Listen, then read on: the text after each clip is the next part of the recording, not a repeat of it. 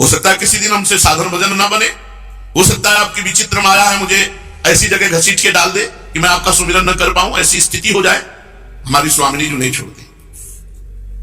हमारी स्वामिनी जी का स्वभाव है, हम लोग बच्चे अभी समझते नहीं। जैसे हम कहें कि हम दुर्गुणी तो छोड़ दो, मुझे सड़ने दो, मुझे मरने दो, तुम क्यों चिंता करते हो हमारी, वो नहीं छोड़। हम कहें भी कि छोड़ दो मुझे। राधे राधे भक्तों, श्री परम पूज्य श्री प्रेमानंद जी महाराज जी के दिव्य वचन व सत्संग को सुनने के लिए हमारे चैनल को सब्सक्राइब करें और कमेंट में राधे राधे जरूर लिखें। और इस सत्संग को बीच में छोड़कर इस सत्संग का अपमान न करें।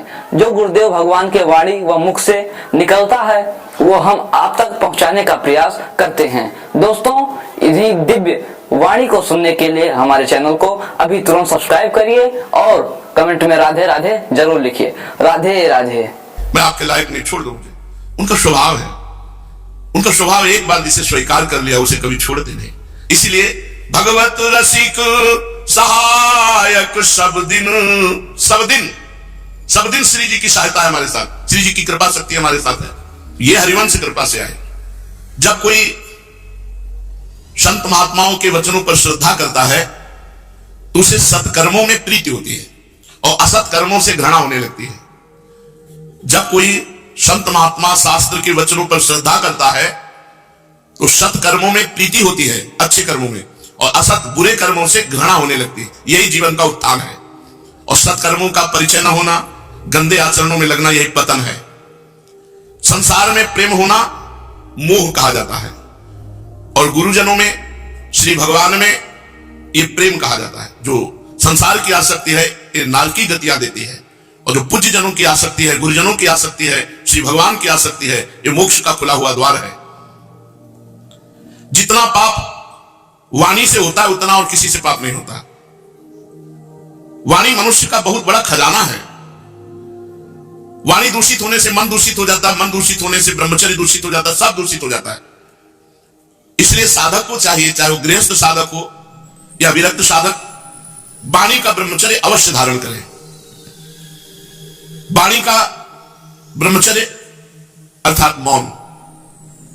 मौन का तात्पर्य मन का संकल्प विकल्प रहित हो जाना। केवल वाणी से ही नहीं होगा, मन का भी निसंकल्पित हो जाना। जब हम वाणी से बहुत सोच समझकर बोलते हैं या भगवत चर्चा बोलते हैं या नाम कीर्तन, नाम जप और अन्य समय मौन, तो इसका प्रभाव मन पर पड़ता है। मन फिर गंदे संकल्प करना बंद कर देता है, तब सच्चा मौन माना जाता है। मन का संकल्प विकल्प रहित हो जाना सच्चा मौन है। वाणी के दोष से बड़े पुण्य नष्ट होते हैं। जैसे आपने खूब साधन, पुण्य, तीर्थाटन, दान, नाम जप ये सब कर रहे और आपने एक वैष्णव की निंदा कर दी, वो किए सुकृत सब जन्म के क्षण में डायरेक्ट हो, क्षण में तुमने सबको डाला, केवल वाणी के अपराध से। भक्तन के अपराध से डरपत रहो। वाणी के दोष से ज्यादा पतन पाया जाता है। अधिक मात्रा में पतन पाप कर्म वाणी से होते हैं।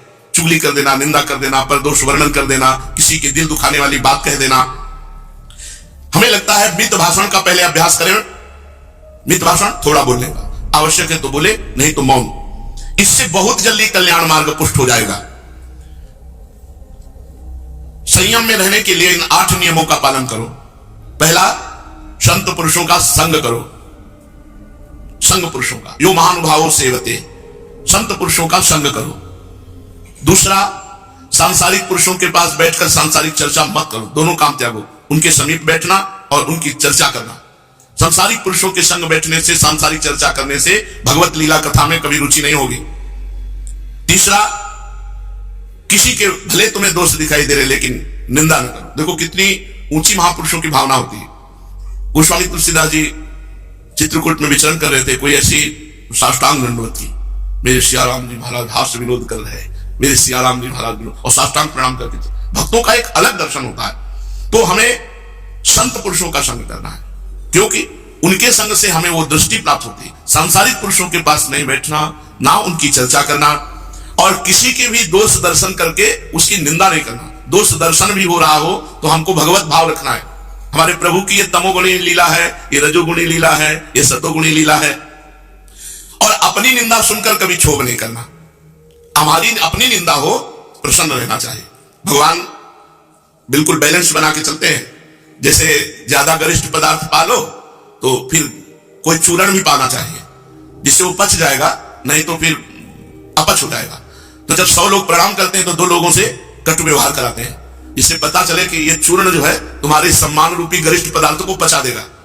साधु साधक उपासक भक्त ये बात समझ ले कि देहाभिमान गलित होना ही साधना का फल है। और हमारे प्रभु बीच बीच में डाल करके सम्मान रूपी जहर देखते रहेंगे कि कितना देहाभिमान उठा है, और अगर थोड़ा भी उठा जहर डाल करके देखा कि मरा कि नहीं मरा, ये जहर है सम्मान, सम्मान रूपी जहर। सम्मानम कल्याति घोर गरलम, ये गरल माने जहर डाल के देखा मरा कि नहीं अभिमान, बोले नहीं अभी तो फान उठा रहा है, तो फिर वो अपमान रूपी अमृत डाल करके उसको ठीक करते हैं। सम्मानम कल्याति घोर गरलम, नीचा अपमानम सुधा, नीच पुरुषों द्वारा अपमान करा करके वो अमृत फल देते हैं। देखते हैं, देखो इस मार्ग में चलोगे पिटाई होगी, पक्का होगी। कुम्हार अपनी मटकी को ठीक करने के लिए नीचे हाथ लगाता है, ऊपर पीटता रहता है, और उसको बिल्कुल सुडौल बना करके फिर आवे में तपा करके फिर बाजार में बेचता है। बड़े बड़ों की पिटाई की, बड़े सिद्धों की पिटाई करवाते हैं प्रभु। जब देख लेते हैं पिटा करके कि अब कोई विरोध नहीं, कोई हमसे प्रश्न नहीं, कोई शिकवा शिकायत नहीं, तो बिस्तर सब जग विमल की रति साधु संगति ना डरे, विस्तार कर देते हैं। इसलिए अपनी निंदा, उसे कभी कभी उत्साह रखना चाहिए कि कभी कोई हमें गाली दे, कभी कोई हमारा अपमान करे तो हम देखें तो कि हमें कैसा लगता है। ऐसा होना चाहिए।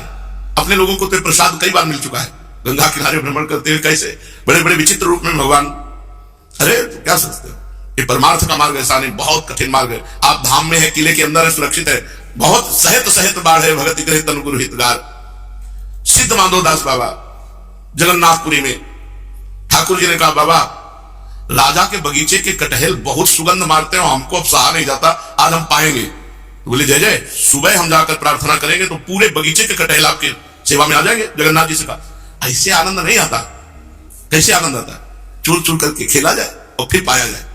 बोले माखन चोरी की आदत आपकी बचपन में थी, अब यहाँ जगन्नाथपुरी में कटहल चोरी की आदत डलवाओगे? अरे बोले चलते हैं बाबा।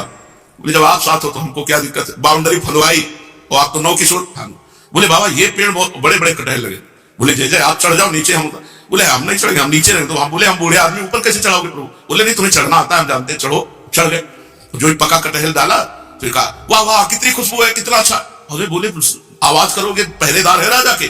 फिर वो वाला कटहल इतनी जोर से बोले कि पहरेदार भाग के आए, भगवान अंतर ध्यान हो गए, फंस गए बाबा। अब पीटे 2-4-10 डंडा हमारे पीटे, उनको बांध के ले गए और सुबह जब दरबार में पेश किए तो राजा उतर के साष्टांग दंडवत हुआ और अपने सैनिकों का दिमाग खराब है, कौन नहीं जानता इनको, नीलांचल में ये सिद्ध महापुरुष, इनको क्यों लाए? बोले महाराज ये कटहल चोरी कर रहे। बोले बाबा क्या लीला है? बोले क्या बताए? वो कह रहे थे कि कटहल चोरी चोरी करके खाने में ज्यादा अच्छा लगता है, और हमको चढ़ा दिया, आप हल्ला बचा दिया, पिटवा दिया हमें। पूरा बगीचा जगन्नाथ जी के नाम, पूरा बगीचा। वो अपने जनों की ऐसी लीलाएं करते रहते, ऐसे खेलते रहते हैं। अपनी निंदा सुनकर क्षोभ ना करना, मतलब गुस्सा ना दिखाना, नहीं, अंदर नहीं होना चाहिए क्षोभ। अब कितनी बड़ी बात है, कितनी बड़ी बात है। अपनी भरपूर निंदा सुनकर के हृदय में क्षोभ ना होना, ये साधना का फल है, ये साधना का फल है। हमारे पास सभी रखी हुई है पूज्य स्वामी श्री अनंग बोधाश्रम स्वामी, क्या एकदम दिगंबर हर समय। वो कभी कभी एक वकील साहब थे, वो बांटा करते थे कपड़ा रोटी मिठाई ऐसे, तो गंगा जी के किनारे किनारे चलकर कभी कभी उस पंक्ति में लग जाते। तो वहां हर 15 दिन में बड़े आदमी थे, उनके गार्ड बदलते रहते थे अमुक अमुक जगह। तो जाके जैसे खड़े हो जाते थे, फिर 3 आदमियों के आगे खड़े हो जाते, फिर उनको क्रॉस करके 3 आदमियों, तो गार्ड आकर 2-4 थप्पड़ मारते। एक जगह खड़े नहीं, क्योंकि नंग धड़क ऐसे पागल जैसे दिखाई देते। वो जब बांटने वाला आया, उसने स्वामी अनंग बोधाश्रम जाके साष्टांग दंडवत हुआ। अब गार्ड तो भयभीत हो गया। स्वामी जी ने कहा नहीं, ये हम अपनी चेकिंग के लिए आते हैं, हमको कैसा लगता है जब हजारों लोग दंडवत करते हैं और फिर जब कोई एक थप्पड़ मारता है, गाली देता है, तो कैसा लगता है, ये कैसे हम जानेंगे? तो ये हम यहाँ चेक करने आते हैं। महापुरुष जन अपनी हृदय की क्षमता को देख। पूज्य राधा बाबा को सब में भगवत भाव था, लेकिन अंग्रेजों में नहीं। जहां अंग्रेज को देखते तो क्रोधित हो जाते, क्योंकि भारत स्वतंत्रता में वो भी जेल गए थे, अंग्रेजों का अत्याचार देखा था। तो गोरे अंग्रेजों को देखते ही बाबा की भरकुट चढ़ जाती। ये तो बहुत गड़बड़ है, सब जगह भगवत भाव हो गया लेकिन इन अंग्रेजों में भगवत भाव नहीं होता। तो बाबा ऐसी जगह बैठे जाकर के जहां अंग्रेज लोग निकलते थे, सन्यासी सर मुड़ाए गेरुआ वस्त्र पहने। अब भगवान का भाव करना तो हर अंग्रेज में भगवत भाव करके, हे गोरे भगवान आपकी जय, बार बार प्रणाम। अब उनमें से एक अंग्रेज आया, तो बाबा की चांद पे ऐसे मारा, गोरे भगवान आपकी जय, थूक भी दिया, गोरे भगवान आपकी जय। बाबा ने कहा कि जब उनके द्वारा की हुई प्रतिकूलता हम सह गए, उनमें भगवत भाव के तो अपार आनंद हुआ, अब मुझे संसार में किसी से भी द्रोह नहीं रहेगा। ये हमें देखना होगा, केवल अपने मानने से थोड़ी कि हम संत हैं, हमको ये लक्षण लाने होंगे। जब हमारा कोई अपमान करे, कोई निंदा करे, कोई अवहेलना करे, कोई थूके, कोई कुछ भी करे और हमारे अंदर उसके प्रति अहित भावना ना कर भगवत भावना हो, तो मानो कि हम आगे निकल गए, उत्तम भूमिका पे आ गए हैं। नहीं तो बहुत कठिन बात है। सबसे कठिन जाति अपमान। कोई अपमान करे बहुत सबसे कठिन बात है सह पाना। ये बहुत कठिन बात है सह पाना। पांचवा, सबको सम्मान देने का स्वभाव बना लेना।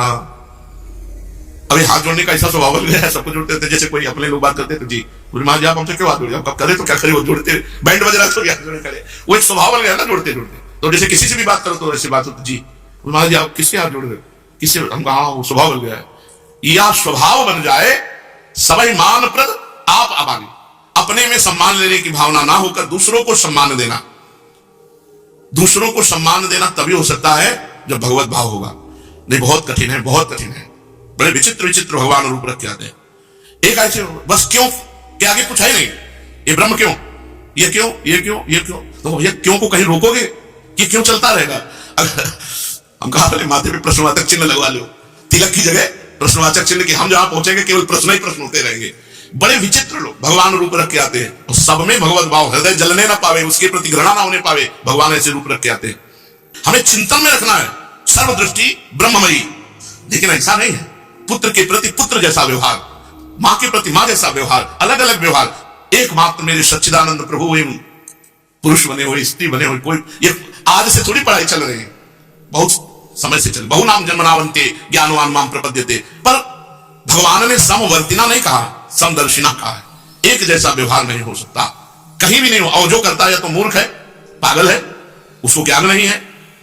जिसके साथ जहां जैसा व्यवहार करना वैसे ही करना है, लेकिन सब में एक प्रभु है, यही बात ध्यान रखिए। आप व्यवहार ऐसा नहीं कर सकते। देखो स्त्री पुरुष शरीर है, सब में प्रभु एक ही बैठे हैं, लेकिन मर्यादा है। तो सब ही मान प्रद आप अमान, सबको सम्मान दो, अमानी रह करके। आगे लिखा हुआ है सदाचार युक्त व्यवहार रखो जीवन भर। ये नहीं किसी हो गए तो मनमानी आचरण, जीवन भर सदाचार का पालन करते हो।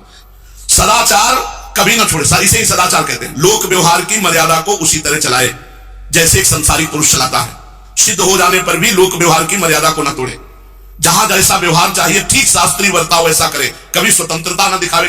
प्रतिष्ठा कभी पसंद नहीं आनी चाहिए। प्रतिष्ठा, यश, कीर्ति, इसका कोई महत्व, अभी मर जाओ 4 दिन बाद खत्म। प्रतिष्ठा होने पर साधक को दुख का अनुभव करना चाहिए। ये परमार्थ की सावधानी के लिए पूज्य पादुड़िया बाबा जी ने इन बातें बताई। इनका मनन करो और अपने आचरण में उतारो। श्रीमद् महाभागवत मुचकुंद जी को दर्शन दिए, फिर कहा तुम्हारे द्वारा काफी जीवों की हिंसा हुई है युद्ध में, शिकार आदि खेलने में, इसलिए तुम्हें एक जन्म और लेना पड़ेगा। अब तुम्हारा जन्म ब्राह्मण के कुल में होगा और तुम महान भागवत बनोगे, फिर मुझे प्राप्त होगे, जो मुचकुंद जी महाराज नरसिंह मेहता जी के रूप में प्रकट हुए। श्री सुखदेव जी कहते हैं, प्यारे परीक्षित, भगवान श्री कृष्णचंद्र जो इस प्रकार इक्ष्वाकु नंदन राजा मुचकुंद पर अनुग्रह किया। महाराज मुचकुंद ने भगवान की परिक्रमा की, उन्हें नमस्कार किया, गुफा से बाहर निकले तो जब सोने गए थे तो जो दृश्य था सब बदल चुका था। देखा कि मनुष्य और वृक्ष और लताएं सब छोटी छोटी होने लगी। अब आप समझ लीजिए कि उस समय की बात, उन्होंने इसी को देख के जान लिया कि कलयुग आ गया। वृक्ष, वनस्पति, मनुष्य, इनके आकार छोटे छोटे होने लगे, मतलब उनके समय से। तब उन्होंने अनुमान लगाया कि अब कलयुग आने वाला है, या कलयुग आ गया या आने वाला है, अनुमान लगाया। अभी आया तो नहीं था, क्योंकि भगवान श्री कृष्ण के अंतर्धान होने के बाद कलयुग का पदार्पण हुआ। महाराजा मुचकुंद तपस्या, श्रद्धा, धैर्य, अनासक्ति एवं संशय संदेह से मुक्त महापुरुष थे। वो गंधमादन पर्वत पर गए और वहां जो भगवान द्वारिकाधीश श्री कृष्ण का रूप देखा था उसी के ध्यान में तन्मय हो गए। भगवान नर नारायण के नित्य निवास स्थान बद्रिकाश्रम में गए, वहां गर्मी सर्दी द्वंद्व सहते हुए भगवान की आराधना की। भगवान के चिंतन में डूबे हुए पुरुष को नया जन्म लेना पड़े ऐसा, लेकिन भगवान इनके द्वारा जगत का मंगल कराना चाहते हैं। नरसिंह मेहता जी के रूप में प्रकट होकर महान भक्ति का प्रकाश किया। अब इधर भगवान मुचकुंद जी को दर्शन देके गुफा से मथुरापुरी लौट आए। कालयवन मारा गया था, लेकिन कालयवन की सेना ने घेर रखा था। अब भगवान ने मलेच्छों की सेना का संपूर्ण संहार सुदर्शन चक्र से किया और सब वैभव उनका छीनकर द्वारिकापुरी चले आए। जिस समय भगवान श्री कृष्ण के आज्ञानुसार बड़ी बड़ी गाड़ियों पर मलेच्छों का धन छीन कर लिया और वो ले जा रहे थे, उसी समय आधम का जरासंध 18वीं बार तेज अक्षोणी सेना लेकर। परीक्षित सेना का प्रबल वेग देखकर भगवान श्री कृष्ण और बलराम एक दूसरे से इशारा किए, भागो। क्यों? क्योंकि ब्राह्मण अनुष्ठान कर रहे हैं। जरासंध ने ब्राह्मणों से कहा था, इस बार यदि श्री कृष्ण नहीं हारे तो आपको देख लो, पूरा जो कहते हो वो सब देता हूं, अनुष्ठान करते हो, मुंह मांगी वस्तुएं पाते हो, अगर नहीं हुआ तो बड़ा मंगल होगा। तो ब्राह्मण सब डर गए थे, भगवान से प्रार्थना की, नमो ब्रह्मणे देवाय। तो जे भी जरासंध को देखा तो भगवान श्री कृष्ण ने बलराम जी से इशारा किया, भाग चलो पीठ दिखा के, अपनो परण विसार भगत को पूर्व परण निभाऊं, जाचक जाचू कहे तो बेचे से बिक जाऊं। भगवान अपने नमो ब्रह्मणे देवाय नाम की रक्षा के लिए दोबारा भागे। पहले तो भागे कालियवन के ललकारने पर, यद्यपि भगवान के हृदय में कोई भय नहीं है, फिर भी भय का नाट्य करते हुए सब धन संपत्ति वहीं छोड़कर भाग पड़े। पीछे जरासंध बड़ा आनंदित हुआ, जरासंध अब की बार भागा, जगत जानेगा कि जरासंध कितना बलशाली है। कमल दल के समान सुकोमल चरणों से कई योजन पैदल भगवान श्री कृष्ण बलराम जी भागे। महाबली मगधराज जरासंध ने देखा कि श्री कृष्ण बलराम भाग रहे तो हंसने लगा और रथ से पीछा किया।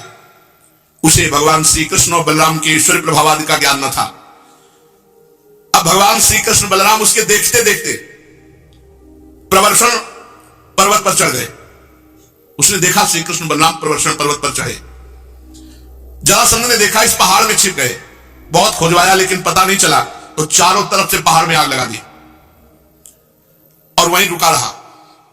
और जब देखा कि पूरा पहाड़ भस्म हो गया तो मतलब श्री कृष्ण बलराम पधार गए। लेकिन ऐसा नहीं हुआ। 11 योजन 44 कोस की छलांग मारी भगवान ने।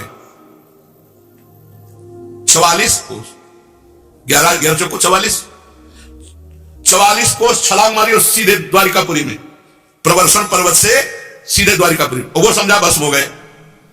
जरासंध ने झूठ मूठ मान लिया कि श्री कृष्ण बलराम तो प्रवर्षण पर्वत की आग में जल गए और विजय का डंका बजाते हुए अपनी राजधानी को लौट आया। ब्राह्मणों को खूब पूजा दान पुण्य किया कि तुम्हारा अनुष्ठान सफल हुआ। यह बात मैं तुमसे पहले ही 9वें स्कंद में कह चुका हूं कि आनर्त देश के राजा श्रीमान रेवत जी, ध्यान होगा, उन्होंने अपनी रेवती नाम की कन्या के लिए 2-4 दूल्हे देखे थे। तो सोचा भाग्य विधाता ब्रह्मा जी से ही जाके पूछ लेते हैं कौन सा दूल्हा है बेटी के लिए। वहां गए तो वहां गंधर्व के द्वारा थोड़ा गान नृत्य हो रहा था। तो काफी देर गंधर्व गान कर रहे थे, नृत्य कर रहे थे, सभा लगी हुई थी तो बातचीत हो नहीं सकती थी। जब नृत्य संपन्न हुआ तो ब्रह्मा जी ने कहा, कहो रेवत जी कैसे आगमन हुआ? महान तपस्वी थे। उन्होंने कहा, प्रभु हमने 2-4 दूल्हा देखे हैं अपनी बेटी के लिए, रेवती के लिए, तो आप बता दो उनमें से कौन है। तो बोले नाम बताओ कुल का। तो नाम बताए तो ब्रह्मा जी ने कहा उनकी कुल परंपरा ही नष्ट हो गई, दूल्हा नहीं कुल परंपरा ही नष्ट हो गई। बोले प्रभु कैसे? बोले तुम्हें पता है युग के युग बीत गए तुम्हें नृत्य देखते हुए, युग के युग, जाओ अब द्वापर युग चल रहा है और भगवान शेषावतार बलराम जी महाराज वो है इनके दूल्हा, ले जाओ इनको। तो आनर्त देश के राजा श्रीमान रेवत जी ने अपनी रेवती नाम की कन्या ब्रह्मा जी की प्रेरणा से बलराम जी के साथ ब्याह दी। भगवान श्री कृष्ण भी स्वयंवर में आए हुए शिशुपाल और उनके पक्षपाती सालवाद नरपतियों को बलपूर्वक हराकर सबके देखते देखते जैसे गरुड़ ने सुधा का हरण किया था वैसे ही विदर्भ देश की राजकुमारी रुक्मिणी जी को हराए, रुक्मिणी जी से विवाह किया। रुक्मिणी जी राजा भीष्मक की कन्या और स्वयं भगवती महालक्ष्मी का अवतार है। परीक्षित ने पूछा कि हे परमहंस शिरोमणि, हमने सुना है कि भगवान श्री कृष्ण ने भीष्मक नंदनी परम सुंदरी रुक्मिणी देवी का हरण किया।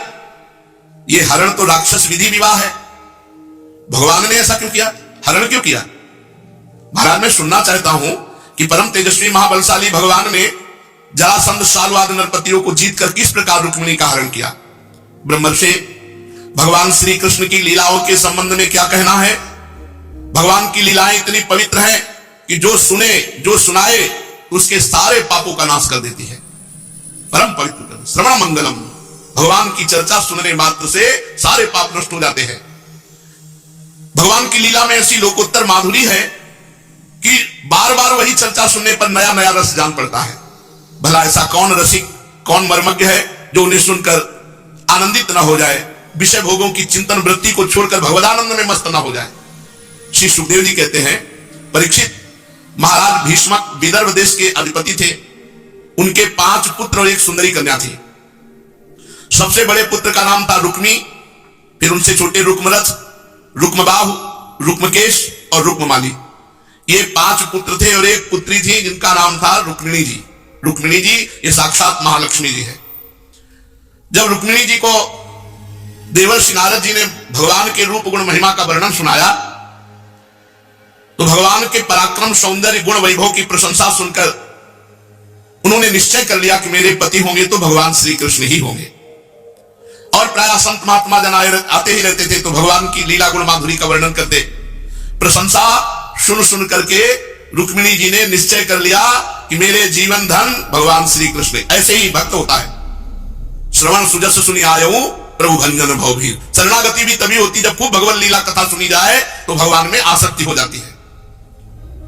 और इधर भगवान के पास भी नारद जी ने रुक्मिणी जी के रूप गुण महिमा का वर्णन किया था। रुक्मिणी जी की बुद्धिमत्ता, उदारता, सौंदर्य, शील, स्वभाव, गुण ये सब अद्वितीय हैं। तो भगवान ने भी निश्चय कर लिया था कि रुक्मिणी जी मेरे अनुरूप अर्धांगिनी है। इसमें समझिए, भगवान की लीला कथा सुना करके हमको आकर्षित करते हैं संतजन, और भगवान से प्रार्थना करके उसका परिचय बता के भगवान को आकर्षित करते। इसलिए बलिहारी गुरु आपने गोविंद दियो बताए। बलिहारी है गुरुदेव की, जो भगवान को हमारी तरफ आकर्षित किया और हमको भगवान की तरफ आकर्षित किया। रुक्मिणी जी ने निश्चय कर लिया मेरा विवाह होगा तो भगवान श्री कृष्ण से। लेकिन रुक्मिणी जी के भाई बंधु और भी जितने थे वो तो अनुकूल थे, लेकिन रुक्मी वो बिल्कुल अनुकूल नहीं था। वो भगवान श्री कृष्ण से द्वेष करता था।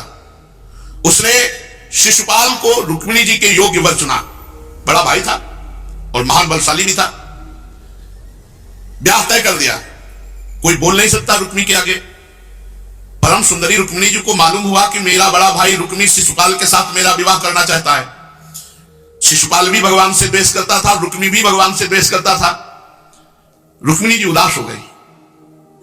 अब उन्होंने सोचा क्या हो सकता है, क्या जबरदस्ती शिशुपाल के साथ ब्याह करा दिया जाएगा। जब यह देख लिया कि ब्याह पक्का हो गया, बारात पक्की हो गई, तैयारियां शुरू हो गई ब्याह की, रुक्मिणी जी को बड़ा भय लगा। और एक महाभागवत ब्राह्मण को बुलाया और एक पत्र लिखा और कहा द्वारिका शीघ्र जाओ और भगवान श्री कृष्ण को एक पत्र दे देना। शीघ्रगामी घोड़ों से जुते हुए रथ पर बैठ करके ब्राह्मण देवता द्वारिकापुरी पहुंचे। भगवान के दरबार में ब्राह्मणों के लिए कोई रोक टोक नहीं थी। तत्काल उनको राजमहल के भीतर पहुंचाया गया। भगवान ने परम वैष्णव ब्राह्मण देवता को आते देखकर सिंहासन से उठकर खड़े होकर आदर किया, फिर सिंहासन में विराजमान किया और वैसे ही पूजा की जैसे वो वैष्णव भगवान की पूजा करते हैं। ऐसे ही भगवान ने उनकी पूजा की। आदर सत्कार कुशल प्रश्न के अनंतर जब ब्राह्मण देवता खा पी चुके, थोड़ा विश्राम कर चुके, तब संतों के परम आश्रय भगवान श्री कृष्ण उनके पास गए और अपने कर कमल से उनके चरण दबाने लगे। जय हो। बड़े शांत भाव से पूछा, ब्राह्मण शिरोमणि आपका चित्त तो सदा सर्वदा संतुष्ट रहता है ना? आपको अपने पूर्व पुरुषों द्वारा स्वीकृत धर्म का पालन करने में कोई कठिनाई तो नहीं होती? ब्राह्मण यदि जो कुछ मिल जाए उसी में संतुष्ट रहे और अपने धर्म का पालन करे, उससे च्युत ना हो, तो वह संतोष ही उसकी सारी कामनाएं पूर्ण कर देता है। और यदि इंद्र का पद पाकर भी किसी को संतोष ना हो तो उसे सुख के लिए एक लोक से दूसरे लोक में बार बार भटकना पड़ता है। कहीं शांति असंतोषी पुरुष को नहीं मिलती। परंतु जिसके पास कोई भी संग्रह परिग्रह नहीं, केवल संतोष है, वो सुखी है, वो संताप रहित है, वो सुख पूर्वक सो सकता है। जो स्वयं प्राप्त हुई वस्तु से संतोष कर लेता है, बहुत ध्यान देने योग्य बात है, जो स्वयं प्राप्त हुई वस्तु से संतोष कर लेता है, कभी किसी से मांगता नहीं, जिसका स्वभाव मधुर है, गंभीर है, जो सबका हितैषी है, अहंकार रहित, शांत है, ऐसे ब्रह्म ऋषियों को मैं भी सिर झुकाकर प्रणाम करता हूं। जो स्वयं प्राप्त आकाशवृत्ति, जो स्वयं प्राप्त वस्तु से। बहुत सुंदर बात। विप्रान स्वलाभ संतुष्टान साधून भूत सुहृतमान निरहंकारिण शांतान नमस्ते शिरसास्कृत। मैं सिर से नमस्कार करता हूं। जो स्वयं प्राप्त वस्तु का उपभोग करते हैं उसे प्रतिग्रह नहीं माना जाता। मांगना, फिर जो मिले फिर उसे प्रतिग्रह, इससे उसकी तपस्या और पुण्य नष्ट होते हैं। तो ब्राह्मण देवता, आप जिस राज्य में रहते हैं सब कुशल मंगल है ना?